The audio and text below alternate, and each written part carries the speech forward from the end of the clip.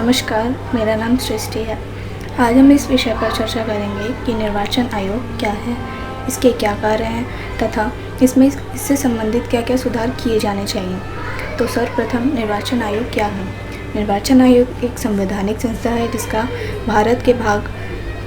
भारत के संविधान भाग 15 अनुच्छेद 324 में वर्णन किया गया है।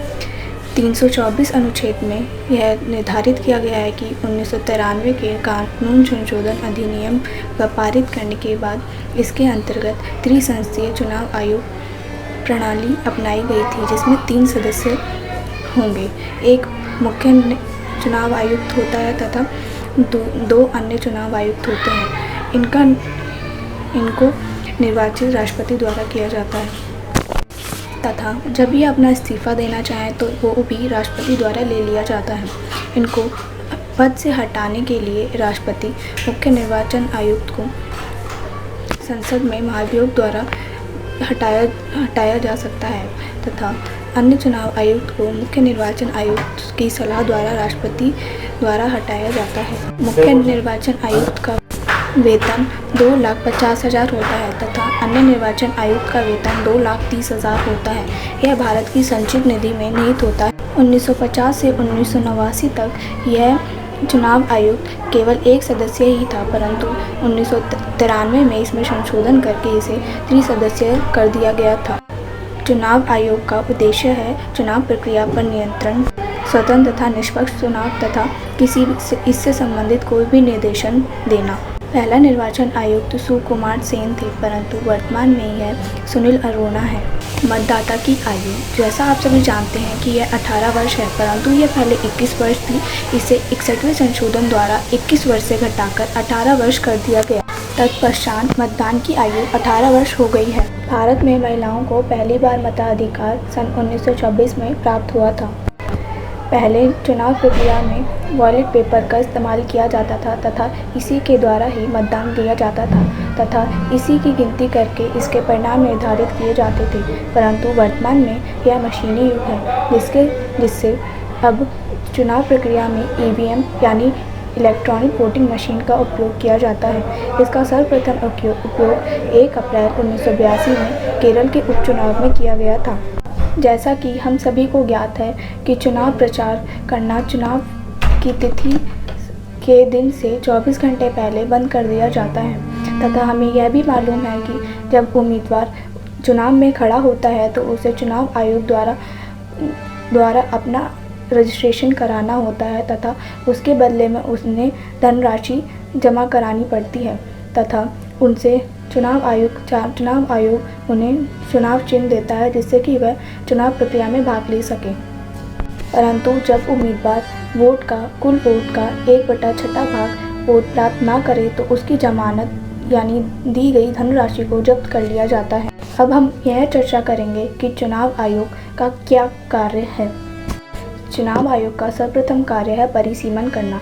इससे तात्पर्य यह है कि हमें चुनाव आयोग द्वारा क्षेत्रों का निर्धारण किया जाता है कि कौन सा क्षेत्र यानी कि एक क्षेत्र में कितने वार्ड आएंगे तथा कितने वार्ड नहीं आएंगे तथा इसके उम्मीदवार किस किस प्रकार इस वार्ड से खड़े होंगे तथा कितने नहीं खड़े होंगे।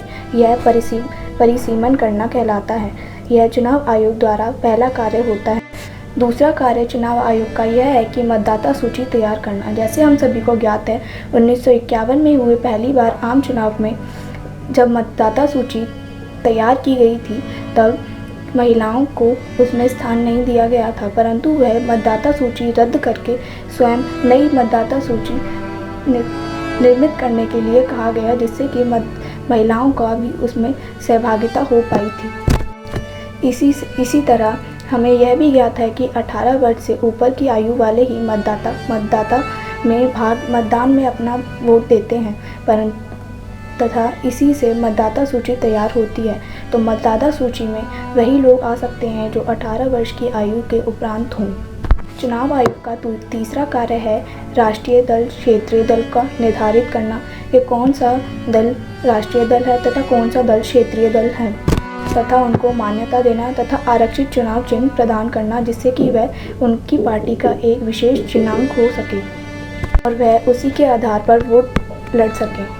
चुनाव आयोग का चौथा कार्य है आचार संहिता ईवीएम से चुनाव प्रशिक्षण तथा सरकारी कर्मचारियों के स्थानांतरण पर रोक, जो आचार संहिता के कारण दूसरे राज्यों में स्थानांतरित कर दिए जाते हैं या जिनका ट्रांसफर हो जाता है। निर्वाचन आयोग का 5वां कार्य है मध्यवर्ती चुनाव, उपचुनाव, आम चुनाव कराना तथा किसी त्रुटि के कारण चुनाव को रद्द कर देना तथा किसी भी उम्मीदवार को जो उसकी त्रुटियों के कारण गलत पाया गया हो उसको रद्द कर देना या रद्द ठहराना तथा निष्पक्ष चुनाव कराना, जिससे कि चुनाव के परिणाम निष्पक्ष तथा स्पष्ट आ सके।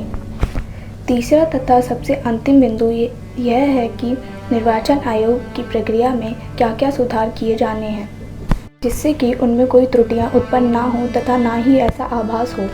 तो सर्वप्रथम है चुनावी व्यवस्था का पुनर्गठन। इसके अंतर्गत वर्तमान में भारत में ऐसी व्यवस्था की गई है कि जो व्यक्ति या उम्मीदवार के ज़्यादा वोट होंगे वही चुनाव जीत पाएगा। परंतु कुछ लेखकों का विचार यह है कि यह बात गलत है। इसका चुनावों का परिणाम आनुपातिक प्रणाली के आधार पर किया जाना चाहिए। इससे कुल प्राप्त किए गए वोटों की संख्या तथा कुल वोटों की संख्या का अनुपात, जिससे अनुपात में जिस पार्टी के वोट ज़्यादा होंगे उसी को विजयी घोषित किया जाए। इससे उम्मीदवार तथा जनता के बीच संबंध अच्छे तथा सुगम हो सकेंगे। दूसरा किया जाने वाला सुधार यह है कि चुनावी खर्च पर रोक तथा राज्य द्वारा इसमें सुधार करने की आवश्यकता यह है कि आम व्यक्ति चुनाव में भागीदारी नहीं कर सकता, क्योंकि इसके लिए बहुत अधिक धनराशि की आवश्यकता है जो कि उनसे वहन नहीं हो पाता।